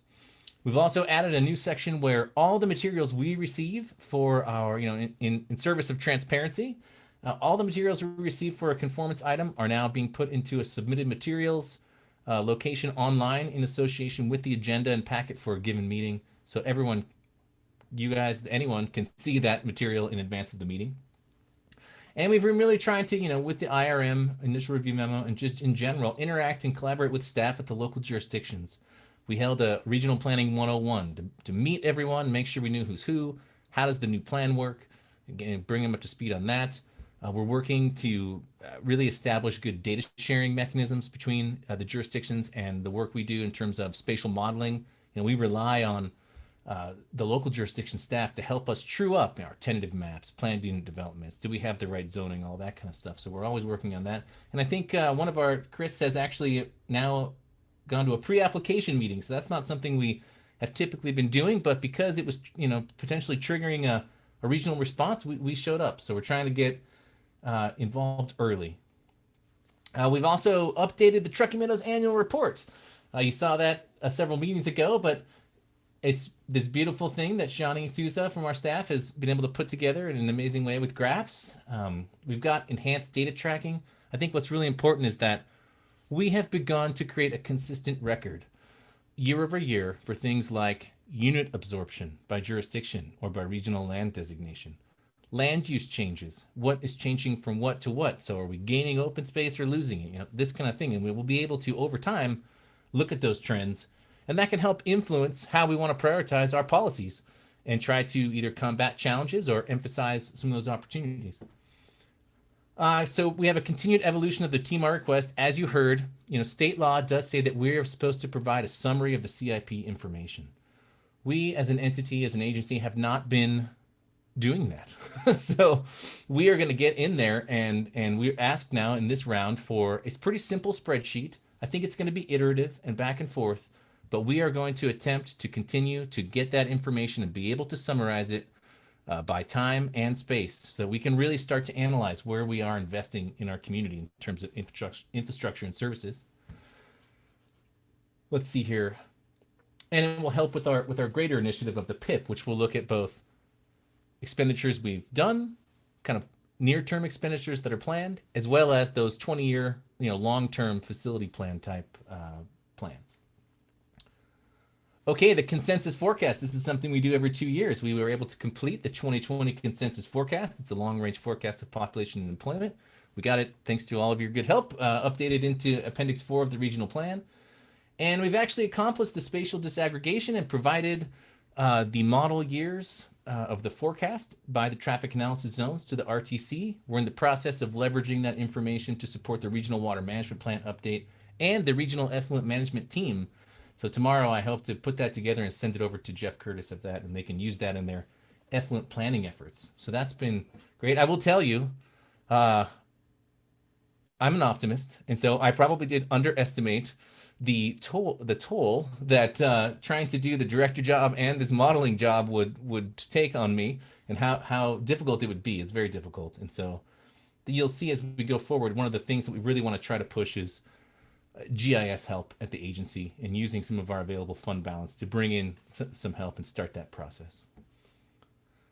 We did some special projects. We're really trying to the best of our ability to avoid one-off special projects. If they're integral to our scene, we're going to bring them into those two initiatives, as I've discussed previously, or the PIP or the NR plan. But these were things that had already started that we tried to finish up. So Truckee Meadows Trails, that now exists. The document, the plan, the Truckee Meadows Trails plan is there. The website's up, and we were able to help make that a reality. We saw last meeting the source water protection program stuff we've been working on. So that's another great way that we help the region to prop up more information for planners to make good decisions. And we just have one more thing we're kind of working on with One Truckee River, which is a small GIS mapping project that we've started, but we still have a little bit of work left on that one to get done this fiscal year. Of course, the COVID-19 pandemic has been an interesting part of our lives since we adopted the regional plan, basically. I think we did a pretty darn good job as a small agency to facilitate online public meetings that allowed public participation. We don't always get a lot of public participation unless it's kind of a big contentious item. But when we did have that, we were able to meet that need and make sure everybody's voice was heard. And so I think that was a good accomplishment. And then, of course, the COVID risk meter has been, I think, a really critical part of our region's response and has actually really helped our region to avoid some of the negative impacts that we're still seeing in places like Southern California and Arizona. That COVID is still kind of rampant, and here the numbers are looking really good. So we think we had a small part to play in helping our community respond. So with that's kind of a bit of a laundry list. There's probably more, but I figured that was the high points. Let's go into the budget and see where we're at. So the first thing we like to do always is an estimate to complete this current fiscal year. I think we're doing really well. In fact, we're coming in under budget now for the second year in a row. And so obviously I want to ask, why are we doing that? Why are we under budget? But I think this year it really did have a lot to do with COVID, working from home. We had planned to hire a part-time office administrator. That didn't work out because no one was in the office. So we didn't really need to do that. We weren't making copies. We've gone very digital. We didn't bring in a bunch of interns because it's pretty darn difficult to train interns to do complicated GIS work over the internet. But we do actually have 2 interns working for us, so we have made some progress there. But the good news is that we're not overspending by any means. And part of the fund balance that we have is really related to those regional plan update implementation funds that we received previously that we've been holding on to fund the NR plan and the PIP.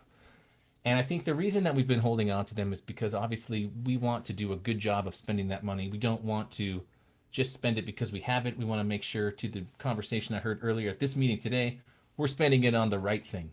And so that's why it's taken a bit for that to get going. But now I feel like we're heading in that direction, and we're going to be able to spend those monies to accomplish those goals. Another reason we're a little bit over on or under budget and kind of over on revenue is that per prompting by our chair, I was able to request roughly $42,000 of CARES Act money from the city of Reno, which we got dispersed. Most of that, over 30,000 of it, went to other entities that helped with the COVID risk meter, but TMRPA also received on the order of $10,000 for that. So this is how it breaks down from the numbers. I don't know if we want to spend too much time on this slide, but what you can see quickly is that we had budgeted to bring in $942,000 roughly, and we thought our expenditures would be over $1 million. Some of that has to do with this $316,000, which contemplates using consultants to get through the NR and PIP plan in our professional services line item. But we haven't done that yet. We talked about that today, and we're about to get started. I'm anticipating that we can get potentially the $50,000 or some portion thereof spent in this existing fiscal year. And I've gone ahead and put that in here. So in the end, we also saved on payroll and services and supplies, right? Because we weren't in the office quite as much. So we came in quite a bit less than we anticipated at $906,000, and we made that additional almost $50,000 when you count the OTR monies. So we're doing pretty good. We made more money than we thought, and we spent less than we thought. So we have a chunky fund balance that I'm going to show you, though, how we're going to work at utilizing that money. So just to encapsulate, Dr. Smith, I know we're coming towards the end of our meeting. So just to encapsulate, I want to make sure I know. Could you just summarize this slide for us? It has a lot of dollars on it, not numbers. Yeah, absolutely. You're saying, yeah, go ahead. Sure. This is our estimate to complete the existing fiscal year. So what we know is what we've spent from July 1 of 2020 until December 31st of 2020. And so in this graph, we have our first column is the budgeted, what we thought we were going to do. Second column, July 1 through December, is what actually happened. The third column is what we anticipate for the rest of the year. And so then the fourth column shows where we think we'll be at the end of the year. Right. But what I'm saying is just where we're just the bottom line here is what I'm looking for. Bottom line is we're doing good. We're not in danger in terms of meeting our budget expectations this year. And we're actually stocking money into our fund balance so that we can head off unforeseen needs. I guess the way I would look at it, you say total expenditure is about 90%. So you're just a little bit below where you would expect. It seems like you're in good shape. I think we're in good shape. Yeah, I'd be more concerned if we were at 90 or 107% instead of. Oh, yes. Yeah. So would you like to move on? I know you need some action from us. So yes, please. I'm just going to quickly go through the assumptions for the next budget and show you that. And then we could ask you to, if you're happy with the budget. So I just pointing out that as planned, we don't need to ask for our 21-22 budget for any additional increase to the jurisdictional allocations. We're in good shape, and I've talked to both city managers and the county manager, and they've agreed that they're fine with those allocations as they are right now. So before we move off this slide, I want to just say I think this is a major accomplishment. I mean, I remember in past years where there's been a lot of back and forth. And kudos to you for getting with the managers early as we asked you to and getting this set, because this is the key. You got to know what your revenue is before you can figure out what you're going to do for the year. So I just wanted to take a moment to thank you for this slide. Thank you, Madam Chair. And I always strive to do what you ask me to do. So here we are. Okay. We are also counting on shared services agreements. With the existing one with the RTC, we anticipate will be continued for probably a dollar amount of around $60,000. Given it's not a big spatial modeling year. And we are receiving some funds from the WRWC this year. Every year they give us $5,000 to support our ArcGIS server maintenance. This current fiscal year, we're looking at doing on the order of $10,000 to help with the regional water management plan. Moving forward, we're hoping to establish a shared services agreement for up to $25,000 a year to help Chris Wessel. He's one guy over there, with a pretty big task. And but we hired another guy too, right? Members of WRWC here. We hire we still only have Chris Moen? We have Chris right now, Madam Chair. In fact, I will just, we're not agendized to talk about this, but I'm working on it. Okay, good. Thank you. So we're here to try to, we've partnered with WRWC many times in the past. We've actually given money back sometimes for the scenario planning program, for instance. So we have a good longstanding relationship, and it's something we want to continue to bolster. Some additional assumptions, as we've talked about, we're obviously going to try and use these RPU monies to get those initiatives happening. We have continued potential for up to 5% merit-based raises for staff. We're not asking for any sort of cost of living increase this year. We are looking to promote our very own Nate Kusha to the policy analyst level 2.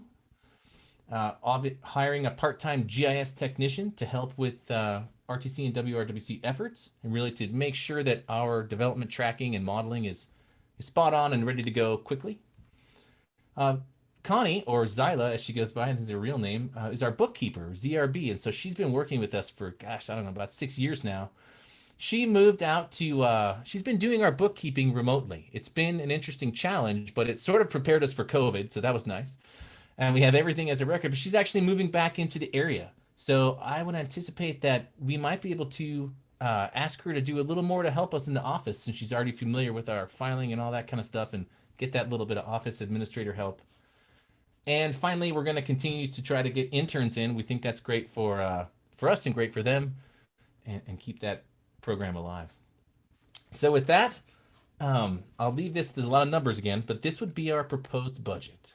We would have, on the revenue side, the same allocations from the jurisdictions. We always put in $4,000. Christine Birmingham, who does our minutes, also works for the WRWC. We're kind of a pass-through for that money. And so we have that in there for her to help with that minute taking. And then there's the 2 shared services agreements with the RTC and the WRWC. And, we've been pretty good over the years with bringing in miscellaneous revenue. And so I've put 15,000 in there.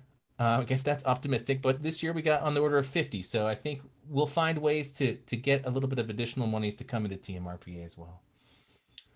In terms of expenditure side, you can see a big jump in payroll. This really represents getting that GIS technician on board and using those monies that we have in our fund balance to help do that. Professional services, still pretty high. Again, using the RPU implementation monies so that we can take that down. Services and supplies, that's a pretty standard number that we've used for many years.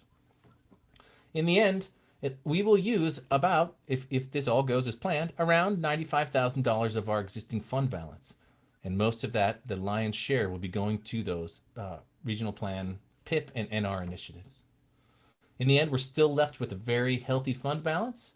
And I'll just show you, I've been working on this thing. We showed it to you once last year, but I put it up again. It's a preliminary 5-year estimate of where we're heading. So we're kind of thinking about the future. And so here in 2021 is what we're talking about right now. Those, you can see those numbers are the same. Potential for small 2.5% increases potentially to allocations moving forward as necessary. Possibility for expansions to the shared services agreements. I don't know that this is something we'll need, but in 2024, I want to get us on track to complete the regional plan update.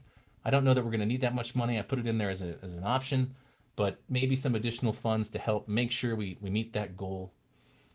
You can kind of see how also our expenditures tend to go up a little bit. This 304 relates directly to the 100 over here. It's just a ballpark figure. And finally, the fund balance, right? So you can see we're digging in. The next couple of years might be negative, but we've built a situation that actually promotes using that money, and then we can start, making sure that it stays whole from that point forward. Okay. So those are the ideas. I'm happy to answer any questions. Otherwise, there's a motion on the board here or in your packet. All right. So let me ask, are there any comments, questions from the board? Yes, Mr. Hartung. Madam Chair, I won't take up much time. Jeremy, I know right before the last update, Madam Chair, Mayor Lawson and myself, and I know there were some others who were interested in making, this is not to berate the school district, but making middle schools and high schools projects of regional significance, because they do affect multiple jurisdictions always. there isn't one that you can tell me that doesn't affect multiple jurisdictions, and some of them affect all 3 jurisdictions. And so are we going to bring that back? Well, if it's the will of the board, we absolutely will. The way that we feel that we've addressed that issue is that we have asked of the school district to update their Washoe County long-term facilities plan, school district facilities plan, which contains every school that exists as well as every school they're planning to build. And in order to amend that facilities plan, they would need to come to the RPC for conformance review. So now that we've established that through the implementation of the 2019 plan, in order for the school district to change that plan and add a new piece of infrastructure, a new school to their scene, we would ask, that they come for conformance to the RPC. And at that time, I believe my understanding is that this body could request to hear that item as well, because you guys. What, Mr. Hartine, what if we bring that up under a new agenda item and just ask for a report on that next time? Okay. And style it for possible action, Jeremy, Okay, so you that got we it. can discuss it more fully. Let me ask, Nope, in the no interest of time, we were shooting to kind of wrap up by 4. I'm very comfortable with what Jeremy's presented.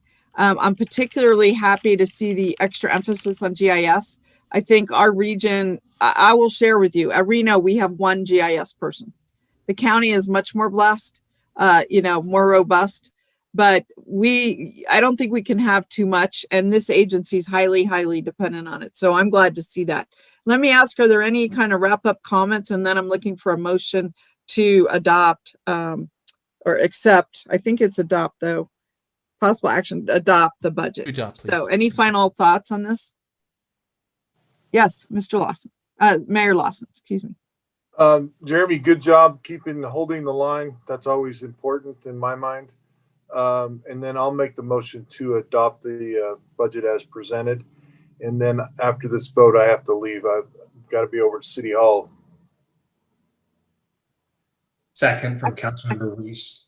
Okay, so we have a motion to accept, second from Councilmember Reese. Is there any further discussion? All right, hearing none, all in favor? Aye. Aye. Any opposed? Motion carries unanimously. Fantastic job, Jeremy. Best Thank you, we've Madam Chair. Thank you all. really good job. Very thoughtful. All right, thank you. And I understand you have to go, Mayor Lawson, or maybe you have left. I think we're just down to a couple reports, and I think we can get through these pretty quickly. We're going to quickly go. Excuse me. I know you've only been on a short time, Kurt, with the school board. So do you have any kind of update for us? I have 2 quick ones regarding first our COVID measures. I'd like to thank Dr. Smith and his team and all of the fellow electeds on here for your support and cooperation in response to COVID with the school district's efforts. We've had great success in maintaining our safe school openings, and we're very hopeful that by next school year, we might be able to open fully depending on the state guidelines. Our vaccination efforts are really great. We've invited over 9,000 of our staff to get vaccinated, and 80% of those, I believe, if I heard correctly recently, are opting in to get those. So great, really appreciative of everyone contributing to this. As we know, schools are responsible for our region's physical and economic health and success. The second point is around the Hug High School, the new school being built. In my first meeting as trustee, the board approved the 4th and final construction contract on that project. We received an update that the project is going very well overall. It's on track to open in August of 2022. Final construction contract that we just approved will begin in April of this year, and we'll have invested over $7 million into public infrastructure, as well as mitigating all regional traffic impacts from Sun Valley Boulevard to McCarran Boulevard. So that's very good news to hear that we got. So we'll continue getting updates in our future board meetings, especially on the O'Brien project as well. So things are going pretty smoothly. Wow, good job. Amazing that you could say that for your first couple months on the job. Things are going very smoothly, because it seems pretty darn hectic with COVID going smoothly and vaccination. everything else you're dealing with. So good job. Thank you for being here. We're going to move on to members and directors report, item 7B. Are there any directors who would like to make a comment? I Madam think Chair, this is also where the staff have a comment. Yeah, we can let members go first and I can weigh in at the end. Okay, was there anyone? Yes, Ms. Hill. Thank you. I'm not sure if this is the right part of the agenda, but with rent costs being so high in our region, I was just hoping we can get an update maybe at our next agenda item with how we're working regionally to look at workforce and affordable housing and how that ties in with that incredible report that this board commissioned, I think, a few years ago, and how we're working to adopt that. That would be great. Okay. It didn't matter whether it's here or under item 8, which is future agenda items, but I welcome the idea. Thank you for bringing that up. Anyone else? Board comments? General comments? We'll close that out. Note that our next meeting is on April 8th at 2 o'clock. And it says Washoe County Chambers, which is hard for me to believe, but probably Fingers more likely crossed. online. Or Zoom as needed. Okay, good. We have legal counsel. Any comments for the good of the order? Madam Chair, I have no further comments. No comments. Okay. Ms. Prunty, anything? No? Okay. All right, we'll close out that item. And then we have board comments and any other requests for future agenda items. And Madam Chair, I would just ask that we bring that item back that we were working on. It's just have that discussion and see how it dovetails in with what the school district actually has. I know that there's major impacts. I look forward to seeing the mitigation impacts on McCarran and how the flow will work through there. I drive that nearly every single day, and I can tell you I want to see, I'd love to see the plan, Mr. Thigpen. I'd love to see the plan. So that would be amazing. Yeah. So if we could just bring that back, Jeremy, that would be great. Thank you, Madam. Yeah. Thank you so much. And we'll look at reconstituting that group. We had a separate little subcommittee to just kind of focus on that. We may be done with that part and we can just focus on it at the board at this time. We'll see where we go. And then finally, any final public comment? There's none. Okay. And any written correspondence? We have none. Okay. And then I'm looking for a motion to adjourn. Motion to adjourn. Okay, from Ms. Weber, second by Mr. Hartung. All in favor? Aye. Aye. Okay. It was Thank great you all. seeing you all. Thank Great you. productive meeting. Kirk out. Thank you, Bye. Jeremy. Thank Good you work, all staff. very much. Good work, staff. You did great.